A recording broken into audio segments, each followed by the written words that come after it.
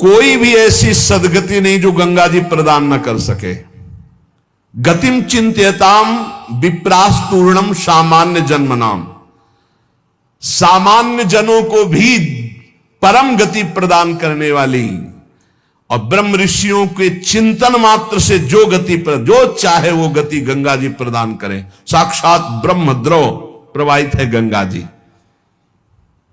गंगा जी की ही एक ऐसी अमोघ महिमा है कि जिनके दर्शन मात्र से पाप नष्ट हो जाते हैं। गंगा जी मतलब श्रीधाम वृंदावन से इस समय जैसी आसक्ति प्रकट की वृंदावन ने, ऐसी गंगा जी से आसक्ति। गंगा जी छोड़कर कहीं नहीं जाना, किनारे ही जो तीर्थ मिले मिले, कहीं नहीं जाना, नगर में भी ऊपर नहीं चढ़ना, वहीं जो आहार मिले गंगा का क्यों। कैसे बताएं क्या परमानंद स्वरूप गंगा जी हैं, जिनके दर्शन मात्र से सारा पाप नष्ट हो जाता है गंगा जी से। और आपको बताएं अधिकतर बड़े महापुरुषों का दर्शन गंगा किनारे, जो प्रगट में थे और जो अप्रकट थे। नानक देव जी का पहला साक्षात्कार गंगा के किनारे हुआ। वृंदावन, पावन पुलिन, ये सब गंगा की रेती पे। वृंदावन, पावन पुलिन, प्रियालाल, ये गंगा की रेती। सेनपुर साक्षात गंगा से प्रकट होते हुए सिद्ध मां, बड़े चमत्कार गंगा मैया के, बड़े चमत्कार, अद्भुत।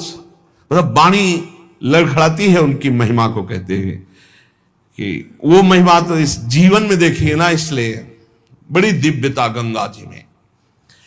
गंगा जी के नाम का स्मरण मात्र करने से पाप थर्रा जाते हैं। जो गंगा जी की डुबकी लगाता है वो महापापी भी पावन हो जाता है। विश्वास हो जाए, विश्वास हो जाए। गंगा जी में स्नान करके, आचमन करके, गंगा में ही जब पितरों का तर्पण किया जाता है तो पितरों को बहुत तृप्ति होती है और पितर मुक्त होने लगते हैं। जैसे अग्नि के संसर्ग से रुई भस्म हो जाती है, ऐसे ही गंगा जी के स्पर्श से शारीरिक, मानसिक, वाचिक तीनों प्रकार के पाप भस्म हो जाते हैं। गंगा गंगीत यो ब्रुयाद योजना नाम सतैरपि, जो 100 योजन दूर, 400 कोस दूर से गंगा गंगा गंगा बोले, मुच्यते सर्व पापेभ्यो विष्णुरुकम स गच्छति, वो शरीर निष्पाप हो जाएगा, वो वाणी निष्पाप हो जाएगी, उसका मन निष्पाप हो जाएगा और वो भगवत धाम का अधिकारी हो जाएगा। जो 400 कोस दूर से भी गंगा गंगा गंगा, सब गोरा ही गोरा है। गंगा जी गोरी, महादेव जी गोरे, तो फिर उन्होंने उठा के फेंक दिया ऐसी गोरे प्रेम रसासों में। कभी सोचा नहीं था कि कभी वृंदावन, कभी सोच में ही नहीं था वृंदावन। बड़ी अनन्यता थी, इतनी निर्भयता थी। अब गंगा किनारे तो गांव में लोग ऐसे ही लाश प्रवाहित करते हैं ना, कुत्ते वहां के बहुत प्रवीण होते, बीच धारा से घसीट के लाश ला के ऐसे, और वहीं किनारे हम भी पड़े हुए हैं, वहीं वो चीथ रहे, कोई फर्क नहीं पड़ता, एकदम निर्भयता। भगवान शिव की अनन्यता। गंगा जी को जब देखते हैं तो एक तो धारा में प्रवाहित होती है, भगवान शिव के जटा में भारी तन्मयता। गंगा जी की विशुद्ध कृपा, अपार शक्ति। कह रहे सैकड़ों योजन दूर से अगर गंगा गंगा गंगा ऐसा पुकार दे तो उसका शरीर पवित्र हो जाएगा, उसका मन पवित्र हो जाएगा, उसकी वाणी पवित्र। कल नरकों का वर्णन हुआ था, आज नरकों से उद्धार का वर्णन हो रहा है भाई। गंगा जल का आचमन करने वाला, गंगा जल का स्नान करने वाला, गंगा की धारा का दर्शन करने वाला, 400 कोस दूर से गंगा गंगा गंगा ऐसा उच्चारण करने वाला नरक नहीं जाएगा। कल जब नरकों का वर्णन हुआ था तो कई लोगों के बातें आई थी कि हमारे 38 के 38 हमारे में लक्षण है, अब क्या होगा। कोई कहता हमें 5 है, कोई कहता हमें 2 है, इसका मतलब नरक जाना पक्का है। तो आज उसकी काट सुन लो। नाम संकीर्तनम यस्य सर्व पाप प्रणाशनम, करना मत अवलो नसानी, अब ना न सही हो, पहले नियम लो कि आज के बाद नहीं करेंगे। नाम कर संकीर्तन करो, प्रभु का चरणामृत पियो। कभी अवसर मिले तो गंगा जी के समीप जाके साष्टांग दंडवत करके डुबकी लगाओ, आनंद पूर्वक खड़े होकर कुछ देर नाम जप करो। नरक वरक नहीं मिलेगा, सब बढ़िया मंगल हो जाएगा, पर करना ही पड़ेगा। कह रहे जो गंगा जी में स्नान के लिए कभी नहीं गए, ना गंगा जी का नाम लिया, ना गंगा जी पे श्रद्धा करते हैं, ऐसे लोगों की जीवन में जो आचरण बनते हैं वो बड़े निरर्थक होते हैं और ऐसे लोगों की ही दुर्गति होती है। पर गंगा जी का एक बार का स्नान निष्पाप कर सकता, पूर्ण विश्वास होना चाहिए। एक बार हरिद्वार में बहुत लोग गंगा स्नान कर रहे थे, तो पार्वती जी ने कहा कि देखो इन सबका उद्धार पक्का हो गया, क्योंकि हम देवी की महिमा को जानती गंगा की, ये सब स्नान करके, पूर्णिमा का पर्व है, ये स्नान कर रहे हैं, पक्का निष्पाप हो गए। महादेव जी ने कहा नहीं नहीं नहीं। बोले क्यों प्रभु? बोले इनमें कोई गंगा स्नान कर रहा है, सब पानी में डुबकी लगा के आ रहे हैं, गंगा में थोड़ी लगा के। बोले प्रभु आप भी एक आश्चर्य में बात करते, साफ देखो ना कितने भाव से नहा नहा के आ रहे हैं। बोले अच्छा इनको विश्वास नहीं गंगा जी पे, इसलिए पानी पे डुबकी लगाते हैं, कोई एक होगा जिसे विश्वास होगा। देखो अभी हम परीक्षा करते हैं। रास्ते में बैठ गए तो फिसल के जैसे गिर गए हो, ऐसे वृद्ध का रूप रख के गिरे हुए। अम्बा जी तो नवीन रूप धारण करके बोले जो निकले उससे जो हम कहें सो कहो। तो जो महादेव जी ने सिखाया तो कहते भैया ये हमारे पति देव गिर गए, थोड़ा हाथ सहयोग दीजिए, पकड़ के उठा दीजिए, अकेले उठ नहीं रहे, आप आइए। और जब कोई आने लगे तो कहना निष्पाप पुरुष ही हमारे पति को छू सकता है, अगर पापी छुआ तो भस्म हो जाएगा, बस इतना तुम्हें बोलना है, ठीक है। अब जो निकलते बोले भैया आप गंगा नहा के आ रहे हो? बोले हाँ। तो बोले आप तो निष्पाप हो ही गए, हो गए, हमारे पति फिसल के गिर गए, हमारे पति निष्पाप हैं, और जो निष्पाप पुरुष इनको निकाल सकता है, अगर कोई पापी छू लिया तो भस्म हो जाएगा, आप सहयोग करो। बोले गंगा तो नहा के आए पर पाप बहुत तो हुए, अगर कहीं पाप नष्ट न हुए हो तो भस्म ही हो जाएंगे। नहीं, कोई नहीं, किसी की हिम्मत नहीं पड़ी कि महादेव जी को निकलवा दें, क्योंकि जहां ये कहते कि अगर पापी पाप तो हुए यार, अब पता नहीं गंगा नहाने में नष्ट हुए कि नहीं नष्ट हुए, बेकार को भस्म हो जाए ऐसे। उनमें एक आदमी सरल भाव से गंगा गंगा गंगा मां गंगे स्नान किया, और बोले भैया हमारे पति को निकलवा। बोले अच्छा भैया, लुटा रखा। बोले भैया एक बात सुन लो, हमारे पति निष्पाप हैं, अगर पापी पुरुष छुएगा तो भस्म हो जाएगा। तो मैया आपको विश्वास नहीं, गंगा मैया में स्नान करके आ रहा हूं, अब भी पापी हूं। और तत्काल भगवान बाहर निकाल किसी को।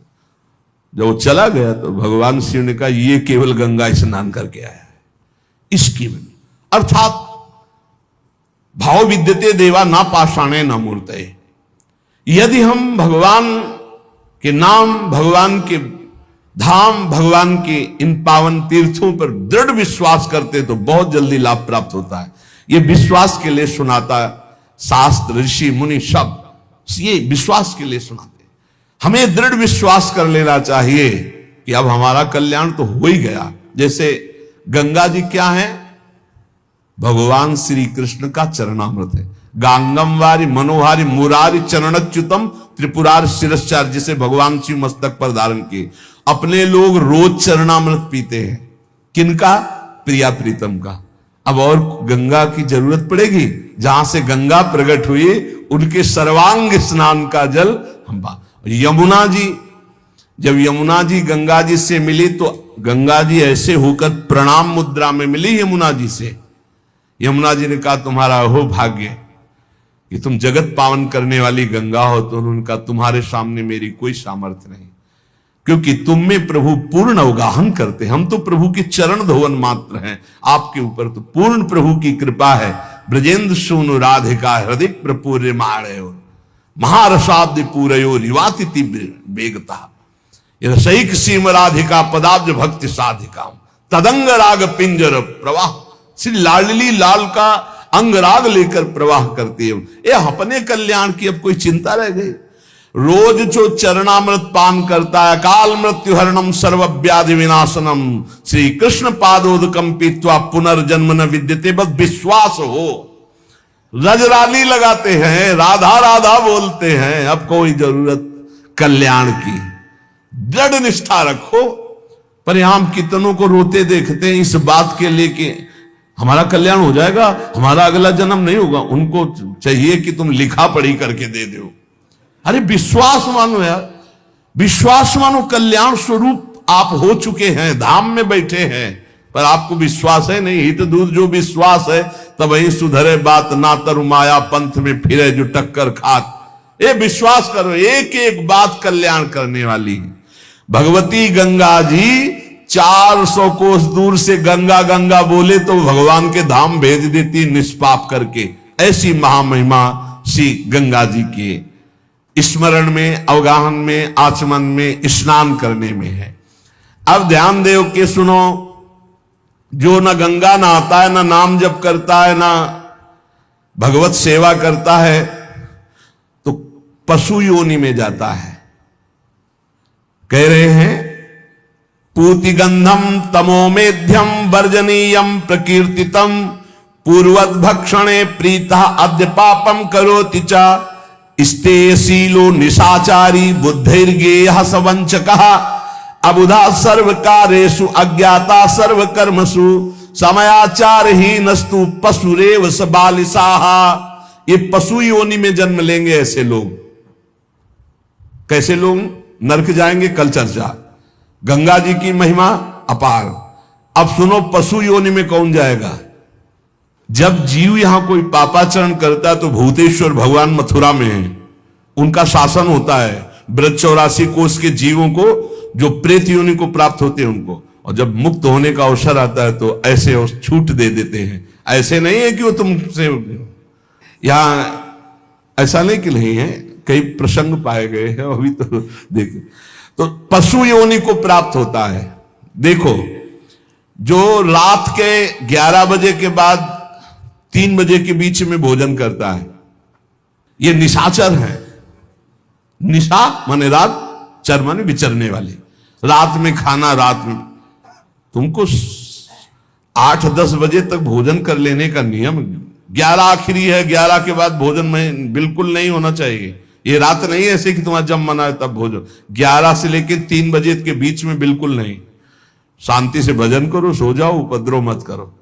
अब सीटियां बज रही है 12 बजे, चलो होटल में चलते 12 बजे खाने। ऐसे लोग जाते हैं। पशु योनि निश्चित।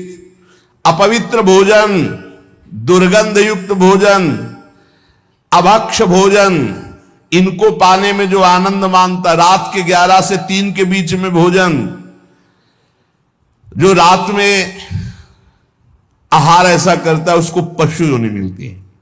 जो दूसरों का धन चोरी करता है, जो विद्वान बन करके दूसरों की वंचना करके धन को लूटता है, जो अपने कर्तव्य कार्यों से अनभिज्ञ होकर मनमानी आचरण करता है, जो समयोचित सदाचार का ज्ञान नहीं रखता, वो मूर्ख पशु योनियों को प्राप्त होता है। जो हिंसक स्वभाव का है, जो अपने परिवार वालों को पीटता है, गाली गलौज, थोड़ी सी संपत्ति के लिए मारपीट, ऐसी लड़ाई झगड़ा, कलहप्रिय, कायर, कुत्ते की योनि को प्राप्त होता है। लिखा हुआ है वो कुत्ते की योनि को प्राप्त होता है। जो थोड़े से हिस्सा के लिए भाई बंधुओं को मारपीट, कलह, लड़ाई झगड़ा, इस तरह का व्यवहार, हिंसक स्वभाव, क्रूर स्वभाव, इनको कुत्ते की योनि प्राप्त होती है। जो चंचल स्वभाव, देखो कुछ न कुछ करते जा, बैठे तो पैर हिला रहे, वो मतलब शांत नहीं रह सकते, उनके शरीर में वाइब्रेट होता रहता है। वाइब्रेट जैसे मोबाइल नहीं झंझनाता रहे, वो झंझनाते रहे। सुन ले भाई क्या बनोगे। और जो दूसरे के भोजन के लिए लालायित रहता है, कहां से निमंत्रण आ जाए, कैसे हो जाए, क्या व्यवस्था बन जाए, सुनो। और जब चलता है ना तो बेढंगे ढंग से चलता है, बेढंगे ढंग। और दूसरों की वस्तु देकर लुभायमान होकर छीनने का स्वभाव करता है, उसका अगला जन्म बंदर का मिलेगा, पशु योनि में बंदर बनेगा। जो वाणी से सदैव कटु बोलता है, कुटुंबियों से द्वेष करता है, लोगों की चुगली खाता है, उसे अगला जन्म सर्प योनि का मिलेगा। कुटुंबियों से द्वेष करता है, दूसरे की चुगली खाता है, उद्वेगजनक वचन, उद्वेग माने भारी क्लेश पहुंचाने वचन, दूसरे की निंदा करना, चुगली करना, तो विषधारी सर्प बनता है। जो शरीर से बलवान दीन जनों के ऊपर आक्रमण करके खूब पिटाई मार करना, माता पिता को मारना, ऐसे गरीब जनों को, दीन जनों को मारना, निर्लज्ज और मांस भक्षण करने वाला, उसको अगले जन्म में क्रूर मांस भक्षी, जैसे हाइना, सिंह, सियार, ऐसी योनियों को दिया जाता है। क्रूर हिंसक पशु सिंह जैसे है, जैसे लकड़बग्घा है ना, लकड़बग्घा है, भेड़िया है, ऐसे जो मांस भक्षण करने वाले हैं, जिनकी आवाज दूसरों को सदैव दुख ही देती है। बोलने का मतलब है दुख ही देना। जो दूसरे को, अब जैसे जा रहे हैं, जंजीर खींचा, वैसे ऐसे वो गिर गए, उनके अंग भंग हो रहे, वो समझ रहे 30-40 हजार की सोने की चैन खींच ली तो हम ब्रह्मा बन जाएंगे। देखो उनको क्या बनना पड़ेगा। जो दूसरों को भय प्रदान करते हैं, दूसरों की संपत्ति छीन लेते हैं, ऐसे लोग अजगर योनि को प्राप्त होते। भूखे मरो जब कभी अवसर मिल जाए तब। ऐसे ये जो दूरदृष्टि न रख के वर्तमान दृष्टि रख करके केवल भोग के लिए दूसरे के दुख का कारण बनते हैं, केवल उनके चिंतन यही चलता रहे, कहां से क्या खा लूं, कहां से क्या उठा लूं, कहां से क्या, बोले हाथी की योनि को प्राप्त होते हैं, वो पशु हाथी योनि को। इस तरह से 83,99,999 योनियां हैं। जो भजन नहीं करते, भगवत विमुख हैं, उनको सब क्रमशः ये प्राप्त होती है।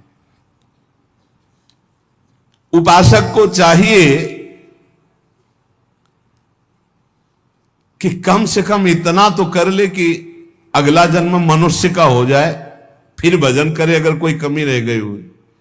अगर आप नाम जप करेंगे और एक बात ध्यान रखेंगे कि दूसरों को दुख ना पहुंचने पावे, तो पक्की बात है भगवान की कृपा से अगर भगवत प्राप्ति नहीं हुई तो दूसरा जन्म होगा मनुष्य का, और बहुत महान भक्तों के बीच में जन्म होगा। जन्म से ही भजन प्रारंभ हो जाएगा और आप यौवन अवस्था प्राप्त होते होते भगवत प्राप्त हो जाएंगे, काम हो जाएगा आपका। भजन एक ऐसी वस्तु है जो आपको बचा सकती है। अब इसमें कह रहे हैं कि जैसे आप भजन मार्ग में लगे हुए हो और आपको कोई गाली दे रहा है, आपने पलट के गाली दे दी तो आपका भजन क्षीण हो जाएगा। इसलिए भजन को बचाने के लिए कह रहे, अकार्पण्य मपारुष्यम संतोषा सर्दधानता, ये ब्रह्म ऋषियों की बातें हैं, बहुत काम की बातें हैं। अनुसूया गुरु पूजा दया भूतेश्व पैशुनम सद्भिरेश दमः प्रोक्तो ऋषि शांत बुद्धि भी। अकार्पण्य माने उदारता। भजन किससे बचेगा? उदार बुद्धि। स्वभाव कह रहे हैं कोमल, कोमल स्वभाव से भजन बचेगा। संतोष वृत्ति से भजन बचेगा। गुरु इष्ट पर श्रद्धा वृत्ति से भजन बचेगा। दोष दृष्टि किसी पर ना हो, इसका अभाव हो, इस तो भजन बचेगा। गुरु शुश्रूषा सेवा से भजन बढ़ेगा। प्राणियों पर दया तो भजन बढ़ेगा। किसी की भी चुगली ना करना, संत और ऋषि मुनियों का संग करना, इससे भजन बढ़ता है, पचता है। भजन किससे नष्ट होता है? तो कह रहे हैं जब अवमाने न कुप्पेत सम्माने न प्रहस्यति सम दुखो सुखो धीरा प्रशांति इति कीर्त्यते। जब तुम्हारा अपमान हो और तुम उसका बदले में अपमान कर दो तो तुम्हारा भजन क्षीण हो जाएगा। और यदि अवमाने न कुप्येत, अगर तुम्हारा अपमान हो रहा तुमने क्रोध नहीं किया, तुम्हारा सम्मान हुआ तुमने सम्मान स्वीकार नहीं किया, बचना भाई, इससे बचना, ये अगला जन्म नहीं होने देंगे। अगर ऐसा उदारता, कोमल स्वभाव, संतोष, श्रद्धा, दोष दृष्टि का अभाव, गुरु सेवा, प्राणियों पर दया, चुगली ना करना, निश्चित निश्चित अगला जन्म नहीं होगा। आप अपने भजन को बचाएं। जब कोई आपका अपमान कर रहा हो तो आप उसके बदले में उसका अपमान ना करें। यदि आपको क्रोध आ गया अपमान करने पर तो आपका भजन का फल क्षीण हो जाएगा। यदि सम्मान हुआ, आप आनंदित हो गए कि हमारा बड़ा सम्मान हो, तो आपका भजन क्षीण हो जाएगा। इसीलिए श्रीपाद भी कह रहे हैं, सम्मानम कल्याति घोर गर्लम नीचापमानम सुधा, श्री राधा मुरली धरो बच सके वृंदावन मात्यज।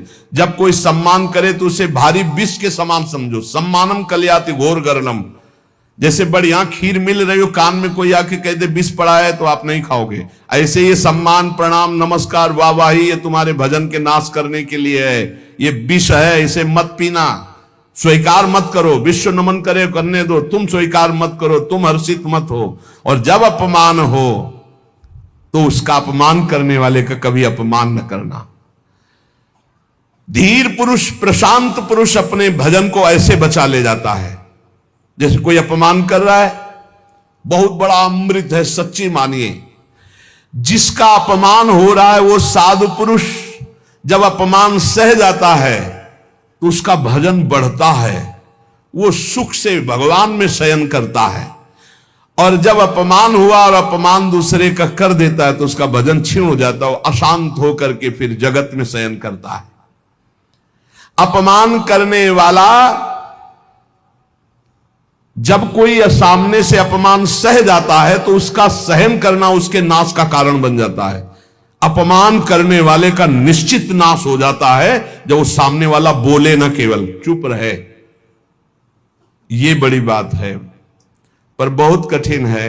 उस समय जब कोई अपमान कर रहा है, निंदा कर रहा है, आप शांत हैं, इसका मतलब आपके ऊपर गुरु कृपा है और आप अपने भजन को पहचानते हैं, भजन बचाना चाहते हैं। अपमानित होने पर चाहिए कि अपमान करने वाले की ना बुराई सुने ना बुराई करे। जैसे कोई आकर बहुत नीच आदमी आपको गाली दे रहा था, कान में अंगुली डालो, नहीं भाई वो नीच नहीं, भगवान उसके अंदर बैठकर मेरी परीक्षा ले रहे थे, मुझे पुष्ट कर रहे थे, वो नीच कैसे हो सकता है। अपने भजन पर दृष्टि रखे, ना उसकी निंदा करे, ना उसकी निंदा सुने, ना उसका बुरा चाहे। यद्यपि इसमें लिखा हुआ है कि जो अपमान करने वाला है उसका सर्वनाश हो जाता है। ऐसे महापुरुष का अपमान जब करे कि वो बोले ना केवल, तो वो अपमानित करने वाला पुरुष स्वयं नाश को प्राप्त हो जाता है। ये बड़ी बात है। कह रहे तिष्ठेद औमंता विनश्यति। अगर वो अपमान जिसका कर रहा है वो महात्मा भजन करने वाला शांत है, कुछ नहीं बोल रहा है, वो तो सुख से शयन करेगा परमात्मा में और उसका भजन सुरक्षित बच गया और जो भी कलमश हुआ होगा वो भस्म हो गया। लेकिन अपमान करने वाला बोले विनश्यति, उसका नाश पक्का हो जाएगा। अपमानित होने पर साधक को चाहिए कि कभी अपमान करने वाले की ना बुराई सुने और ना बुराई करे, उसका भजन बच जाएगा, भगवान की कृपा हो जाएगी। अमृतस्येव तृप्येत अपमानस्य योगवित् विषवच्च जुगुप्सेत सम्मानस्य सदा द्विजा। साधक को चाहिए कि अपमान को अमृत के समान पान कर ले, नीचापमानम सुधा। देखो साधक, अपमान को अमृत के समान, जब कोई अपमान कर रहा हो तो ऐसे खुश होना चाहिए काम बन गया। भगवत प्राप्ति में जो बाधक भाव है, इसके अपमान करने से भस्म हो जाएंगे, भगवान हम पर प्रसन्न होंगे। मौन, कभी उसकी तरफ रुद्र दृष्टि से भी न देखो। अपमान करने, ये भागवतिक लक्षण है। अमृतस्येव तृप्येत अपमानस्य योगवित्, ये अमृत है अपमान। पर देखो ध्यान दीजिए, यदि आपकी कोई निंदा कर रहा है और सही में कर रहा है निंदा, तो तुम्हें सुधार करना चाहिए। वो तुम्हारे लिए अमृत नहीं है, वो विष है, सुधार करो। और अगर वास्तविक हमारी कोई गलती नहीं, हमारा अपमान, हमारी निंदा हो रही, तो नाचना चाहिए कि बहुत बड़ा विघ्न नष्ट हो गया, भजन में हमारी उन्नति अब पक्की होगी, पक्की उन्नति होगी, लौकिक और पारलौकिक। विषवच्च जुगुप्सेत सम्मानस्य सदा द्विज। साधक को चाहिए कि सम्मान से ऐसे बचे जैसे विष भरे भोजन से बचा जाता है, सम्मान स्वीकार न करे, प्रणाम नमस्कार ऐसे। श्री हरिवंश कोई कह रहा है, श्री हरिवंश, अब वो अगर पंचांग प्रणाम कर रहा है तो आप भी नमन कीजिए और निकल जाइए, व्यवहार मत बनाइए, दोबारा वो ना प्रणाम करे ऐसी भावना रखिए। अगर ज्यादा आप उससे प्यार करेंगे कि ये प्रणाम कर रहा है तो सम्मान स्वीकार कर रहे, सम्मान देने वाले से ज्यादा प्यार नहीं किया जाता। राधा जल्दी, सम्मान विष है और अपमान करने वाले को प्यार दृष्टि से देखा जाती है। आप बड़े हितैषी हो, हमारा भजन बढ़ेगा, भगवान की प्राप्ति होगी, पर ऐसी अपनी तरफ से चेष्टा ना करे कि कोई अपमान करे। अपमान से सदैव तप की वृद्धि होती, अपमानात् तपो वृद्धि, सम्मानाच्च तपः क्षया। सम्मान स्वीकार करने पर तपस्या भजन क्षय हो जाता है और अपमान होने पर तपो वृद्धि, उसकी तपस्या की वृद्धि होती है। अर्चिता पूजितो विप्रा दुग्धा गौरी गच्छति। जो अपनी पूजा कराने लगता है, अपने प्रणाम स्वीकार करने लगता है, तो जैसे दूध देने वाली गाय दुर्बल हो जाती है, ऐसे तपहीन हो जाता है जो भारी प्रणाम नमस्कार पूजा स्वीकार करता है। स्वीकृति नहीं होनी चाहिए। पुनराप्याप्यते धेनु शतृणैः सलिलैर्यथा एवं जपैश्च होमैश्च पुनराप्याप्यते द्विजा। साधक को चाहिए कि यदि प्रणाम नमस्कार बहुत करवा चुका है, वैसा लगा कि मेरा तप क्षीण हो गया, तो बंद कर दे प्रणाम नमस्कार और एकांत में बैठकर, जैसे गाय को फिर अच्छा अच्छा चारा पवाया जाए तो पुष्ट हो जाती है, ऐसे अपने साधन भजन करे, प्रणाम नमस्कार से दूर हो जाए। महापुरुषों ने भी ऐसी लीलाएं की जिससे प्रणाम नमस्कार बंद हो जाए। ये सबको भगवत स्वरूप मान के तुम प्रणाम करो, तभी बात बनेगी। कह रहे हैं कि अगर प्रणाम नमस्कार स्वीकार कर लिया जाए तो सम्मानाच्च तपक्षय, उसका तप क्षय हो जाता है। संसार में देखना, ब्रह्म तेज को प्रकट करने वाला कौन है? जो निंदा हो उसे सहले, वो ब्रह्म तेज को प्राप्त हो जाता है, भगवत तेज को। अपनी निंदा हो मुस्कुरा के सहले, बहुत बड़ी बात है। बोले आक्रोशक समो लोके सुहृदन्यो न विद्यते यस्त दुष्कृत मादाय सुकृतम स्वप्रच्छति। हमारी गलती ना हो, जैसे हमसे गलती हो गई फिर निंदा हो रही, तब तो ठीक ही है, होना ही चाहिए।